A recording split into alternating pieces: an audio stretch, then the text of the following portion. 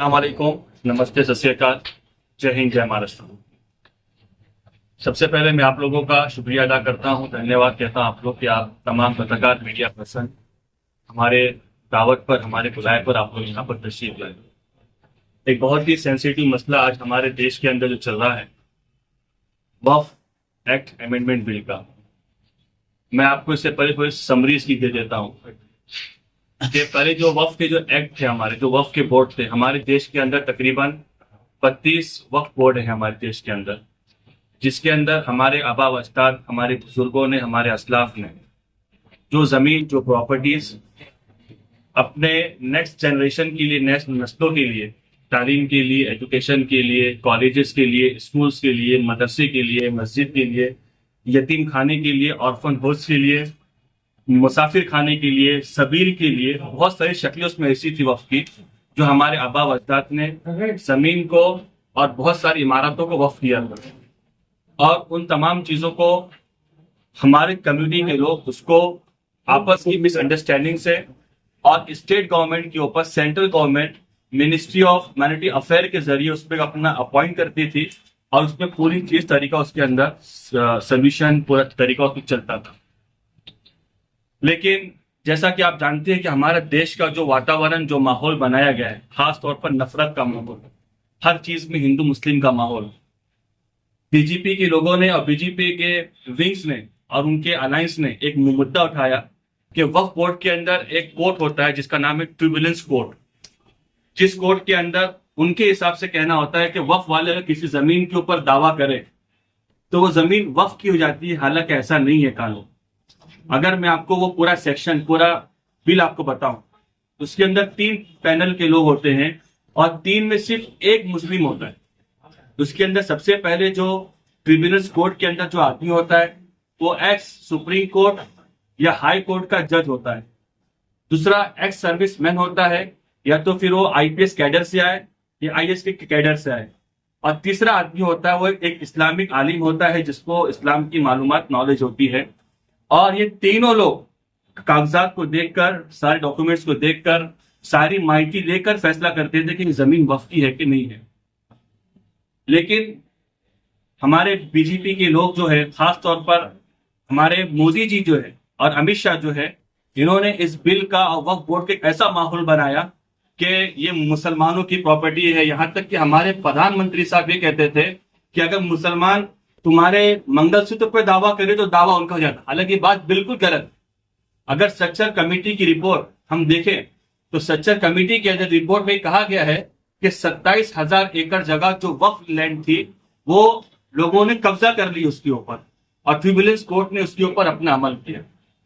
अब हमारा कहना इसके अंदर यह है कि अगर आपको वक्फ एक्ट अमेंडमेंट करना था, बिल के अंदर अगर आपको अमेंडमेंट करना था, तो आप ऐसा करते जिसके अंदर हमारे कम्युनिटी को और हमारे लोगों को ज्यादा से ज्यादा पावर मिलता, जिसके अंदर अजान हो रही है 2 मिनट आगे बढ़ाना है। सच्चर कमेटी की रिपोर्ट के मुताबिक, ए.आर. रहमान कमेटी की रिपोर्ट के मुताबिक जो वक्फ की अमलाक थी उसके ऊपर सिर्फ मध्य प्रदेश के अंदर 27,000 एकड़ जमीन के ऊपर लोगों ने कब्जा किया। और ये जो बोर्ड था हमारा, इसके अंदर हमारे आबा अजदाद ने, हमारे लोगों ने सिर्फ मुसलमानों के लिए चीजें नहीं दी। मैं सर आप मीडिया के सामने और हमारे जितने उलमा और एडवोकेट जफर साहब, शोएब भाई, जितने लोग, हमारे बेटे डॉक्टर परवेज साहब, उनकी जिम्मेदारी से मैं कहना चाहता हूं कि हमारे आबा अजदाद ने पटना के अंदर, आप गूगल पर सर्च करिएगा कि पटना बिहार के अंदर एक सदाकत आश्रम है। हमने अपने लोगों के लिए, जो यतीम बच्चे होते थे, किसी भी जात धर्म के लोग आए, सबका मोस्ट वेलकम था। हमने लंगर चालू किया वक्फ की जमीन के ऊपर। इसी तरह मैं ज्यादा दूर जाना आपको लेके नहीं चाहता, मुंबई के अंदर इस्माइल यूसुफ कॉलेज की जो प्रिंसिपल है वो एक हमारे नॉन मुस्लिम बहन है हमारी। हालांकि जगह पूरी वक्फ की है और प्रॉपर्टी पूरी वक्फ की है। अब बच्चे उसके तमाम जाति के लोग, तमाम धर्म के लोग उसमें पढ़ते हैं। तो हमारा ये कहना था कि मोदी सरकार और बीजेपी की जो अलायंस, जो पार्टी, जो एनडीए सरकार है, इसके अंदर जो अमेंडमेंट्स कर रही है वो सिर्फ अपने दोस्त को बचाने के लिए कर रही है। और उनके दोस्त जो है वो अंबानी जी। अगर मैं आपको बताऊं, महिम के अंदर, मुंबई के अंदर, और अंबानी जी का जो बंगला है एंटीला, अगर आप उसके पेपर 7 बार अगर हेर फेर आप निकालो तो वो एक यतीम खाना की जगह थी। और उस यतीम खाना को जिसने वक्फ किया था उनका नाम था करीम भाई इब्राहिम ऑर्फन हाउस। मतलब करीम भाई यतीम खाना उसका नाम था। और वक्फ की जमीन को हेर फेर कर कर उन लोगों ने अंबानी जी को, अपने मालक को, अपने सेठ को बेची और वहां पर एंटीला हाउस खड़ा हुआ। अभी भी हाई कोर्ट के अंदर वो सारा मसला चल रहा है। तो हमारा बोलना यह है, हमारे पार्टी का बोलना यह है कि वक्फ के एक्ट के अंदर, वक्फ के कानून के अंदर जो आपने अमेंडमेंट किया, जो आपने तरमीम की है, जो आपने तब्दीली की है, ये हमको स्वीकार नहीं है, हम उसको एक्सेप्ट नहीं करते हैं। और बीजेपी ने ये बिल लाकर इस बात का सबूत दिया है कि हम अकलियत, माइनॉरिटीज और खास तौर पर जो लोग ओबीसी समाज से आते हैं, शेड्यूल कास्ट से आते हैं, शेड्यूल ट्राइब से आते हैं, उनकी वो मुखालिफत और विचारधारा रखती है। मैं आपको एक बात और बताना चाहता हूं कि मोदी सरकार ये वक्फ बिल को गलत पेश कर कर हमारे जो नॉन मुस्लिम भाई हैं देश में गलत पेश कर कर सही मुद्दे से हटाती है। एक मुद्दा यह है कि 70 टन हीरोइन सरकार का जो मालमत्ता था उसमें से गायब हो गया। किसने गायब किया?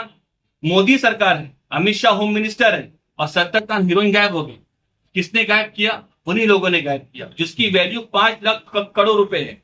इसी तरह एक केदारनाथ हमारे देश के अंदर बहुत ही पवित्र मंदिर है, हम भी बहुत इज्जत करते हैं, क्योंकि हमारे उलमा हमको यही सिखाते हैं कि हर धर्म की इज्जत करो। केदारनाथ मंदिर है, उस मंदिर के अंदर 235 किलो सोना गायब हो गया।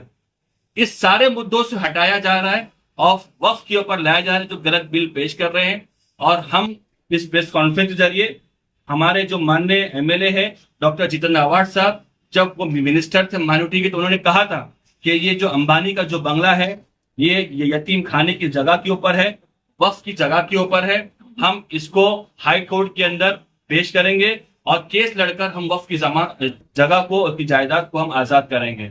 हमारा इस प्रेस कॉन्फ्रेंस जरिए हमारे से बोलना इतना है कि बीजेपी सरकार ने, एनडीए सरकार ने इलेक्शन से पहले जो ये खेल खेला है, हम इसकी निंदा करते हैं सब अल्फाज के अंदर। और हम ये कहना चाहते हैं कि आप हिंदू मुस्लिम का मुद्दा मत बनाइए। आपको इलेक्शन लड़ना है, आप डेवलपमेंट के ऊपर, विकास के ऊपर आप इलेक्शन लड़िए, ताकि सभी के लोग के घर आबाद हो, कि ना हिंदू बुरा है ना मुसलमान बुरा है। जो इन दोनों को आपस में लड़वाए वो इंसान बुरा है। आखिरी रास्ता क्या है आपके पास? हमारे आखिरी रास्ता, हमारे पास सुप्रीम कोर्ट है। हम सुप्रीम कोर्ट के अंदर on behalf of our party हम इसको अपील करेंगे।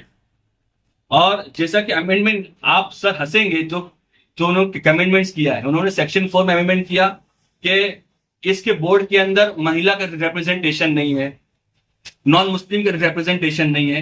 अरे हमने तो आश्रम को जगह दे दी, हमने सबील बनाई लोगों के लिए, और हम सबील बनाने में कभी नहीं पूछते। अजमेर शरीफ अगर आप जाओ तो वहां का लंगर है, उस लंगर के अंदर, मैं खुद अजमेर शरीफ गया हूँ, वहां के जो खुद्दाम कहते हैं कि मुफ्ती साहब 30% नॉन मुस्लिम लोग यहाँ पर आते हैं, खाना खाते हैं। हम भेदभाव नहीं करते। उनका जो अमेंडमेंट किया उन लोगों ने कि नॉन मुस्लिम का मेंबर बनाओ, खवातीन को मेंबर बनाओ, हम उसका बहुत वेलकम करते हैं। हम कल भी उनको मेंबर बन तैयार थे, आज भी है। लेकिन प्रिविलेंस कोड जो है हमारे वक्फ बोर्ड का, हम चाहते हैं कि उसको रहने दिया जाए, ताकि अकलियत का जान माल महफूज हो, उनकी जगह पर कोई कब्जा ना कर सके। इसके बाद मैं हमारे मौलाना मदनी साहब से दरखास्त करूंगा कि वो वक्फ बिल के ऊपर अपनी बात रखें। मुफ्ती साहब, अपोजिशन का क्या रोल रहा है अब तक इसमें संसद के अंदर? संसद के अंदर जब उन लोगों ने बिल पेश किया तो हम लोगों ने उसका अपोज किया, और हमारी जो सुप्रिया ताई मैडम है जो लोकसभा के अंदर है, और जो हमारे एमपीज हैं, और इसी तरह राज्यसभा के अंदर डॉक्टर फौजिया मैडम है, और जो हमारी अलायंस की पार्टी है, कांग्रेस की पार्टी है, हमने उसको अपोज किया है। हमारा मानना सिर्फ ये है कि वक्फ बोर्ड के अंदर छेड़छाड़ ना करें। तक तो 4 पॉइंट्स तो उन्होंने पारित कर दिए, उसमें 4 पॉइंट्स उन्होंने पारित किए हैं। ऐसे पॉइंट्स पारित किए, आदिल सर क्या फंसेंगे? सेक्शन 4 के अंदर वो कहते हैं कि 2 नॉन मुस्लिम को लो, महिला को लो। हम तो दिल खोल के तैयार है कि आप आइए, हम आपका मोस्ट वेलकम करते हैं, लेकिन हम इसका अपोज करते हैं। हम मोदी जी से और भाजपा की सरकार से यही कहना चाहते हैं, आप इलेक्शन लड़िए लेकिन हिंदू मुस्लिम मत करिए और डेवलपमेंट के ऊपर काम के आप इलेक्शन लड़िए। हजरत, ऐसा नहीं लगता आपको कि जिस तरीके से 1947 देश की आजादी के बाद से वक्फ बोर्ड बना और करोड़ों रुपए की संपत्ति हमारे बाप अजदाद ने इस वक्फ बोर्ड को दे दी, लेकिन आज भी भारत के अंदर मुसलमानों की स्थिति क्या है, एजुकेशन की स्थिति क्या है, ये आपको भली भांति पता है। अगर मोदी सरकार उसके अंदर कुछ अमेंडमेंट में बदलाव करके मुस्लिम का, जैसे वो कह रहे हैं कि मुसलमानों का हम कुछ भला करेंगे, मुसलमानों ने अपनी प्रॉपर्टी से मुसलमानों का तो कुछ भला किया नहीं, अगर मोदी जी करना चाहते हैं तो आपको इस पर इतनी आपत्ति क्यों है? हमें आपत्ति इस चीज की है कि अगर आपको कोई चीज हमको देना था तो के रहमान कमेटी जो है उसके अंदर हमने साफ लिखा उसके अंदर कि वक्फ की जो जगह है हम इसके ऊपर कॉलेज बनाना चाहते हैं, जिससे इस्माइल यूसुफ कॉलेज जोगेश्वरी के अंदर है। हम इसके अंदर टेक्निकल कॉलेज, मेडिकल कॉलेज बनाना चाहते हैं। इसके बजाय कि आप हमको परमिशन देते कि वक्फ लैंड के ऊपर आप खोलो। मैं आपके जरिए बताना चाहता हूं कि थाना के अंदर भी माझीवाड़ा दरगाह है, वक्फ की बहुत सारी जगह थी, बहुत से लोग राजनीति कर रहे हैं आकिम मुमरा के अंदर। रुस्तम जी जो बिल्डर है, अगर आप उसका 7/12 का पेज देखो तो 7/12 का जो पहला पेज है उसके अक्सर आपको हमारे मुस्लिम भाई मिलेंगे। सेकंड पेज के अंदर जिन लोगों ने जगह जमीन कन्वर्ट की, हमारा बोलना ये कि जो करप्शन जो इसके अंदर हुआ है, हमें तो अपनों ने लूटा, गैरों में कहाँ दम था, हमारी कश्ती वहां डूबी जहां पानी। पारदर्शिता की कुछ बात करें कि पारदर्शिता होना चाहिए, तो कौन हमारे ही दरमियान ऐसे लोग हैं जो इन चीजों को मुद्दा बना रहे हैं, उनका सफाया भी तो होना जरूरी है। बिल्कुल, हमारे दरमियान जो ऐसे लोग हैं, करप्शन किसने किया आदिल सर? वक्फ बोर्ड के अंदर करप्शन किसने किया? एंटीला का जो प्लॉट था 1.25 एकड़ का वक्फ बोर्ड का, जो यतीम घरों को किसने बेचा? हमारे लोगों ने बेचे। मैं अक्सर ये कहता हूं कि करबला की तारीख के अंदर इमाम हुसैन को शहीद करने वाले कौन थे? टीपू सुल्तान को धोखा देने वाले कौन थे? सिराजुद्दीन धोखा देने वाले कौन थे? वो हमारे लोग थे। इसीलिए मैं अक्सर ये कहता हूं कि बोर्ड को आप साफ शफाफ बनाइए, और हमारी जो नीड है, जो हमको चाहते एजुकेशन की, तालीम की, हम कहते हैं आप हमको रिजर्वेशन दीजिए, कम से कम रिजर्वेशन नहीं देते, हमको तालीम में दीजिए, एजुकेशन में दीजिए। हमारी जितनी आबादी, जैसे राहुल गांधी साहब कहते हैं कि जिसकी जितनी आबादी होगी उसको उतना रिप्रेजेंटेशन मिलेगा। हम तो कह रहे हैं कि हमको 14% दे दें, लेकिन मोदी जी ये देने के बजाय, तारीफ देने के बजाय हिंदू मुस्लिम कर रहे हैं, और इलेक्शन से पहले जो काम कर रहे हैं हम इसकी निंदा करते हैं और इनसे यही कहते हैं कि आप इलेक्शन लड़िए लेकिन काम की बुनियाद पर। हजरत, जिस तरीके से हम देखते हैं कि भारत के अंदर जो है, ज्यादा करके इन 10 सालों को छोड़ दीजिए तो आज तक मोस्टली कांग्रेस की ही सत्ता रही है। क्या आपने जब परमिशन की बात की तो पिछले 47 सालों में आपकी सरकारों ने तो कॉलेज बनाने का उस जमीनों पर परमिशन नहीं दिया, तो आप मोदी सरकार को ही दोषी क्यों मानते हो? सर, आप बहुत ही सीनियर लीडर हैं। मैं आपको इतिहास की बात दिलाना चाहता हूँ। मौलाना बुखारी साहब, हमारे जो बुजुर्ग यहाँ बैठे हैं, इन सबों ने मिला होगा। तो जोगेश्वरी जो आप देख रहे हैं, जो इतना वेल डेवलप्ड है, उसको पास कराने वाले हमारे शरद चंद्र पवार साहब थे। इस्माइल यूसुफ कॉलेज जो आप तकरीबन 350 एकड़ जगह है, अगर उस कॉलेज का सारा परमिशन आप देखेंगे तो हमारे सरकार के अंदर हुआ। लेकिन मैं इस बात से इनकार नहीं कहता, कुछ लोगों ने करप्शन किया है, और मेरा मानना है कि जो लोग भी कल्प्रिट हैं, चाहे वो माचीवाड़ा का मामला हो या इस्माइल यूसुफ कॉलेज का मामला हो, मध्य प्रदेश, औरंगाबाद भी जोड़िए उसमें मुफ्ती साहब। जी, हमारे औरंगाबाद का मामला हो और कर्नाटक का मामला हो, जो कल्प्रिट है उनको सजा मिलनी चाहिए। लेकिन हमारा बोलना है कि आप अमेंडमेंट करना है आपको, तो आप अमेंडमेंट हमको तालीम में करके दीजिए, एजुकेशन में करके दीजिए। आप जो ये कानून बदल रहे हैं, प्रिविलेज कोड का नजरिया हमारे जो भाइयों के सामने गलत पेश करते हैं कि तमिलनाडु में वक्फ बोर्ड ने एक्वायर किया 2 एकड़ जगह को तो पूरा गांव चले गया, ये बिल्कुल गलत है। अगर आप प्रिविलेज कोड के अंदर देखेंगे तो उसके अंदर एक्स सुप्रीम कोर्ट के जज होते हैं, एक्स सर्विसमैन होते हैं, और सिर्फ उसमें एक आलिम होता है जो फैसला लेता है। बस मैं यही वापस कहूंगा आपके सामने कि आप इलेक्शन लड़िए और मुद्दे से बिल्कुल मत हटिए। मैं रफीक अजमल साहब से दरखास्त करूंगा। मुफ्ती साहब, जो ऑफ बोर्ड में बैठे हुए हैं, तो उन लोगों का इस बिल को लेके क्या कहना है? वक्फ बोर्ड के अंदर अगर आप शाहिद भाई देखेंगे तो अभी सरकार है बीजेपी की, माइनॉरिटी चेयरमैन जो बनाया है बीजेपी ने अपॉइंट किया, स्टेट गवर्नमेंट बीजेपी की है, सेंट्रल गवर्नमेंट बीजेपी की है। बीजेपी ने अपने लोगों को इसके अंदर अपॉइंट किया और वो हमारे ही लोग हैं, कहीं ना कहीं वो हमारे अपने लोग हैं। उनका भी मानना ये है कि वक्फ बोर्ड जो है वो एक साफ शफाफ हो और उसके अंदर जो कानून जो हमारे हैं, जो हमारे आबा व अजदाद, जो हमारी प्रॉपर्टी है, हमको अपनी फलाह बहूत के लिए, अपनी तालीम के एजुकेशन के लिए हमको इस्तेमाल करने देना चाहिए और उसको तरमीम कर कर बात को और काम को डाइवर्ट नहीं करना चाहिए। आप कह रहे हो कि वक्फ बोर्ड जो है साफ शफाफ होना चाहिए, साफ शफाफ लोगों को ही वक्फ बोर्ड ने मुस्लिम कम्युनिटी को चुन करके दिया। अगर वापस भी तो मुस्लिम ही कम्युनिटी वहां पे आने वाली है, अगर वो भी गंदे हो गए तो उसका क्या करोगे आप? Sir, we hope the future will be nice. हम यही उम्मीद करते हैं कि आगे का जो दिन होगा बहुत अच्छा होगा। हमारे दरमियान देखो, एडवोकेट जफर साहब मौजूद है, एडवोकेट जावेद मौजूद है। जो नई नस्ल आ रही है, जो नई जनरेशन आ रही है, सर मैं आपसे यही आपको उम्मीद दिलाता हूँ कि इंशाल्लाह अच्छे लोग होंगे और अच्छा काम करेंगे। मैं मौलाना रफीक अजमल से रिक्वेस्ट करूंगा इस बात में। यहाँ पर जो हमारे पत्रकार बंधु आए, मैं उनका स्वागत करता हूँ और खास तौर पर जो आज के दिन ये प्रेस कॉन्फ्रेंस बुलाई गई है, एक बहुत बड़े अहम मसले पर बुलाई गई। आप हजरात पत्रकार हैं और हिंदुस्तान के वो लोग हैं कि जो हिंदुस्तान में बिगड़े हुए हालात को ठीक कर सकें। तो इसलिए जो है जो भी मसला आप अपने तक के आए आप तक के, तो उसे सही बैठ करके आप तन्हाई में सोचें कि क्या ये मुसलमानों के साथ नाइंसाफी हो रही है कि नहीं। आज पार्लियामेंट में बहुत सारे लोगों ने इस मसले को उठाया, तो बहुत सारे लोग उसको जो है दूसरा रुख दे देते हैं कि भाई ये कांग्रेस ने बहुत पंजाबियों को सताया, सिखों को सताया, उनको मारा, उनको, यानी वो अपने मुद्दे से हट के बात कर। अभी हमारे जो है मुफ्ती अशरफ साहब ने बात कही कि जो हमारे यहाँ वक्फ बोर्ड के लिए जो लोग इस किस्म की आवाज उठाते हैं तो उनके साथ किस तरीके से जो है नासेबा हरकत की जाती है। आज भी देखिए अखिलेश यादव ने अपनी तरफ से ये बात कही कि भाई ये चीज जो है एक वन साइड, ये हिंदू मुसलमानों का हक छीना जा रहा है। और सही बात ये है कि आपके यहाँ एक चीज ये है कि वक्फ बोर्ड को एक इख्तियारात गवर्नमेंट की तरफ से दिए गए हैं और आपके यहाँ जो है एक दस्तूर बना हुआ है, दस्तूर की कॉपी बनी हुई है। उस दस्तूर के मुखालफत में अगर आप जाते हैं तो आप कहते हैं कि हम दस्तूर की मुखालफत भी नहीं करते। तो ऐसा नहीं, ये दस्तूर की मुखालफत है कि एक कम्युनिटी को। अब एक चीज ये है कि हमारे निसार भाई ने कहा कि मुसलमानों ने क्यों नहीं ऐसा किया, मुसलमानों के लोगों ने क्यों नहीं इससे पहले वक्त प्रॉपर्टी पा करके।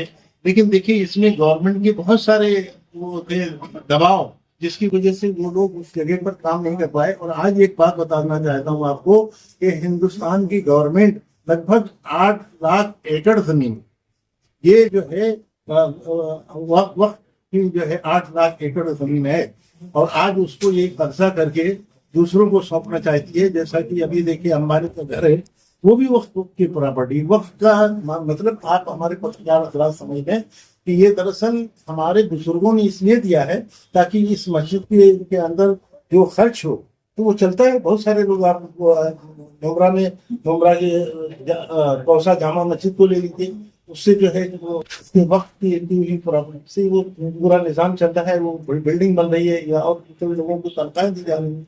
इसी तरीके से कहीं भी कब्रिस्तान का मैनेजमेंट हो और किसी की रह गया कि हिंदू मुसलमान की जो बात करते हैं, अभी मुफ्ती साहब ने ये बात नहीं कही कि जब तुम अपने यहाँ अपने वक्त में हिंदुओं को शामिल करना चाहते हो तो राम मंदिर तो मुसलमानों की वो तो बाबरी मस्जिद की जगह थी, वहां पे क्यों नहीं आपने किसी मुसलमान को शामिल किया? वहां भी तो आपको शामिल करना चाहिए था। तो इस तरीके से ये जो है जानी बुझी एक साजिश के तहत मुसलमानों के साथ एक हम लोग अकलियत में हैं और आज चूंकि उन्होंने जो है अपना हुकूमत पे ऐसा कब्जा जमा लिया है कि जो चाहते हैं वो करते हैं। तो आज जो है ये मुसलमानों की दिल आजारी और मुसलमानों के दिल दुखाने का काम हो रहा है और हमारे साथ जो है बड़ी ज्यादती हो रही है। आज हम उसी सिलसिले में मुफ्ती साहब ने जो प्रेस कॉन्फ्रेंस बुलाई ताकि हम अपने जरिए से और मीडिया के जरिए से ये बात पहुंचा सकें हुकूमत तक, ऐवान हुकूमत तक, कि ये चीज जो आप कर रहे हैं ये ठीक नहीं है और इसके लिए हमें जो करना होगा फिर हम आगे की तरतीब सोचेंगे। मौलाना अजमल साहब, आपसे एक सवाल मेरा ये रहेगा कि जिस तरीके से वक्फ बोर्ड की प्रॉपर्टी और मस्जिदों को चलाने के लिए अखराजात की जो बात होती है, मगर फिर भी इतनी प्रॉपर्टी होने के बाद वक्फ बोर्ड सरकारों के ऊपर निर्भर होता है कि हमको फंडिंग दी जाए उसको मेंटेन करने के लिए। तो क्या लगता है जब सरकारें आपको फंडिंग कर रही है तो आपका फंड कहाँ चला था, फिर फैसले कैसे हुए? नहीं, वो जो जहाँ भी ऐसा होता है, जहाँ लोग अपील करते हैं, वहाँ दरअसल वक्फ बोर्ड की दफा होने की तो एक वक्फ बोर्ड के उद्योगों से वो हासिल करना रहता है, क्योंकि वो गवर्नमेंट का बनाया हुआ एक डिपार्टमेंट है वक्फ बोर्ड। तो वहां से उस चीज को हासिल करने के लिए उनकी अपील होती है कि भाई हमको ये चीज दी जाए, ताकि इसके जरिए से हमारे स्कूल या मदरसे की या मदद हो सके, तो वो इसलिए करना होगा। अस्सलाम वालेकुम, नमस्कार। सबसे पहले मैं आप सब लोगों को धन्यवाद प्रकट करता हूं कि आप लोग आए। चूंकि ये फॉर्मल हमारी पहली मुलाकात है, मैं सबसे पहले अपने नेता डॉक्टर जितेंद्र आव्हाड साहब को, हमारे पार्टी अध्यक्ष शमीम खान साहब को और पार्टी के सभी वरिष्ठ पदाधिकारियों को मैं धन्यवाद प्रकट करता हूं कि उन्होंने मुझे पार्टी में जनरल सेक्रेटरी और प्रवक्ता की पद दी। सबसे पहले मैं उनका शुक्रिया अदा करता हूं। और आप लोग पत्रकार भाइयों से ये कहता हूं कि नई पद है, नई जगह है, नई जिम्मेदारी है। अगर मुझसे कहीं कोई लग्जिश, कोई गलती होगी तो माफ कीजिएगा और सुझाव दीजिएगा। आज हम जो ये बैठे हैं यहाँ पे संसद भवन दिल्ली में वक्फ बोर्ड को लेकर के चर्चा हो रही है। आज वक्फ बोर्ड को लेकर के जो ये एनडीए की गवर्नमेंट, तानाशाह गवर्नमेंट है, जो पिछले दिनों मुसलमानों को लेकर के तरह तरह के बिल ला करके, चाहे वो ट्रिपल तलाक का मुद्दा हो, CA/NRC का मुद्दा हो, इन सब से परेशान करके आज अपने थर्ड पीरियड ये जो 3 पहियों की सरकार बनी है, ये वक्फ बोर्ड पर हमला की है। आप लोगों को मैं इस पार्टी के जरिए से ये कहना चाहता हूं कि हमारी पूरी पार्टी इसके अगेंस्ट में है, मुखालफत कर रही है, निंदा कर रही है। रही बात वक्फ बोर्ड की, वक्फ बोर्ड 1954 से चल रहा है। उसके बाद 1995 में कुछ फेरबदल हुए हैं, में संशोधन हुआ, अमेंडमेंट हुआ। आज जो ये गवर्नमेंट है ये करना चाहती है कि इसको पूरे तरह से अपने पास हथियाना चाहती है, क्योंकि ये गवर्नमेंट पिछले दिनों में हवाई अड्डा बेचा, बंदरगाह बेची, रेलवे स्टेशन बेचा, बैंकों को बेचा, LIC तक बेचा, अलग दीगर तंजीमों को बेच करके अब इसके पास कुछ बचा नहीं है बेचने के लिए। इसलिए अब ये मुसलमानों के हित वाली बात करके वक्फ बोर्ड को हथियाना चाहती है। मेरा साफ साफ इल्जाम है, क्योंकि अब उसके पास पैसे का कोई रास्ता नहीं रह गया है, जिसके कारण ये हथियाना चाहती है। दूसरी चीज, पत्रकार भाइयों, मैं आपके माध्यम से उन तथाकथित सेकुलर लोगों से कहना भी चाहता हूं और मेरा मैसेज भी है। महाराष्ट्र में मैं रह रहा हूं, महाराष्ट्र से ये बात हो रही है, तो मैं यहाँ तथाकथित सेकुलर जो पार्टी है, जो आज दिल्ली में बैठ करके NDA को सपोर्ट कर रहे हैं, पैर पे पैर रख करके ये देख रहे हैं कि मुसलमानों की जायदाद के साथ वक्फ का मेन मतलब होता है कि हमारे पूर्वज, हमारे बाप दादा अपनी प्रॉपर्टी को अल्लाह के हक में दे देना। अल्लाह के हक में दे देने के लिए प्रॉपर्टी दी गई थी, न कि आज NDA गवर्नमेंट को ये ला करके कि हम जिला कलेक्ट्रेट को इसके ऊपर हावी करेंगे, एक मिशन बैठेगी, एक कमीशन बैठेगी। हमारा देश हिंदुस्तान बहुत पहले से कई सदियों से हिंदू, मुस्लिम, सिख, ईसाई मिलकर के यहाँ रहते हैं। सब अपने अपने धर्म, अपने अपने रीत रिवाज के हिसाब से पूजा पाठ करते हैं। हमारा संविधान, हिंदुस्तान जब आजाद हुआ तो हमारे संविधान में बहुत सारी चीजें हमारे पूर्वजों ने हमको दी है, जिसके बेसिस पे रह करके हम अपनी आजाद जिंदगी जी सकते हैं। आर्टिकल 25 से लेकर के 28 तक संविधान में हमको धर्म की स्वतंत्रता हुई है। हम ऐसे धर्म की स्वतंत्रता हुई है कि जिसमें हम अपने मन से पूजा पाठ करेंगे, इबादत करेंगे। और हमारे स्वामित्व के बारे में भी दिया गया आर्टिकल 26C में कि हमारे पास जो हमारा संपत्ति है, जिस धर्म का हो, चाहे वो ईसाई धर्म का हो, हिंदू धर्म का हो, सिख धर्म का हो, मुसलमान धर्म का हो, वो अपने उस धर्म के उस पैसे से लेकर के अपना प्रचार प्रसार आजाद होकर के कर सकती है। आज ये गवर्नमेंट अल्पसंख्यकों के ऊपर, आज मुसलमानों के साथ हो रहा है, इसके बाद ये ईसाइयों के ऊपर करेंगे, इसके बाद ये सिखों के ऊपर करेंगे। ये इनका ये सोची समझी साजिश है। इसलिए मैं इस बिल की बहुत ही कड़ी निंदा करता हूं और मुखालफत करता हूं। वक्फ बोर्ड के ऊपर जो इल्जाम लग रहे हैं कि हमारे हिंदू भाइयों को भी उसमें शामिल करो, तो फिर जो अयोध्या में राम मंदिर बनी है उसका क्या? देखिए, हमारा देश आज प्रधानमंत्री नरेंद्र मोदी ही यहाँ के प्राइम मिनिस्टर नहीं है। हमारा देश 1947 में आजाद हुआ, तब से लेकर के, उससे पहले से लेकर के वक्फ बोर्ड की जमीनें हैं। तब से किसी प्रधानमंत्री को इतना नहीं, जिनके डिग्री को लेकर के आज ये मालूम होता है कि हाँ ये कितने पढ़े लिखे हैं। इससे पढ़े लिखे बड़े बड़े प्रधानमंत्री जो पढ़े लिखे थे वो भी आए, लेकिन वक्फ बोर्ड के ऊपर उन्होंने हाथ नहीं लगाया बल्कि उसको प्रोटेक्शन दिया। जी आज ये सिर्फ पैसे का खेल है। अपने कुछ दोस्तों के लिए जिन्होंने बड़ी बड़ी कोठियां बना ली हैं, अब वक्फ बोर्ड का डंडा आने वाला है, क्योंकि यूपीए की गवर्नमेंट जब आएगी तो जिनके जो बड़े बड़े दोस्त हैं जिन पे कोठियां बना करके रह रहे हैं, यूपीए गवर्नमेंट उनसे ये काम करवाएगी, खाली करवाएगी। तो आप लोग के पास क्या रास्ता है ये खेल खत्म करने के लिए? सबसे पहले तो मेरे पास ये रास्ता है कि हमारा जितना अपोजिशन है, इंडिया गवर्नमेंट एक मुस्तैदी से खड़ी है, मुस्तैदी से खड़ी है। जहां तक जिसकी ताकत है, चाहे वो लोकसभा हो राज्यसभा हो, में दोनों में विरोध करेगी। विरोध करते हुए अगर उनके पास ताकत रहेगी तो उसकी खुल करके वो मुखालफत ऑन पेपर करेंगे। और आपके चैनल के माध्यम से मैं उन सेकुलर लोगों को भी संदेश देना चाहता हूं जिन्होंने मुसलमानों के वोट से जीत करके, चाहे वो बिहार की गवर्नमेंट हो चाहे वो तमिलनाडु की गवर्नमेंट हो, मुसलमानों को लालच दे करके इस तरह का अगर आप यहाँ आकर के संसद भवन में वोट लेकर के यहाँ आकर के उनके खिलाफ अगर राजनीति करेंगे आप, तो आने वाले दिन में आपका इसको खमियाजा भुगतना पड़ेगा। आप किसी के एहसान को, किसी के जो उनका एक ट्रस्ट था उसके खिलाफ आप ब्रीच मत करो। और आपके चैनल के माध्यम से मैं मुमरा में बैठा हूं, मुमरा कलवा के लोगों से भी कहना चाहता हूं कि एमपी और एमएलए का इलेक्शन आप ये मत सोचो नगर सेवक का इलेक्शन है। ये चुन करके जाते हैं तो हमारे देश का कानून बनाने और बिगाड़ने का काम करते हैं, इसलिए आप बहुत अकलमंदी से इस काम को कीजिएगा। आने वाले दिन में यही देख लीजिए, हमारी औरतें ट्रिपल तलाक को लेकर के, सीए एनआरसी को लेकर के शहर में घूमी हैं।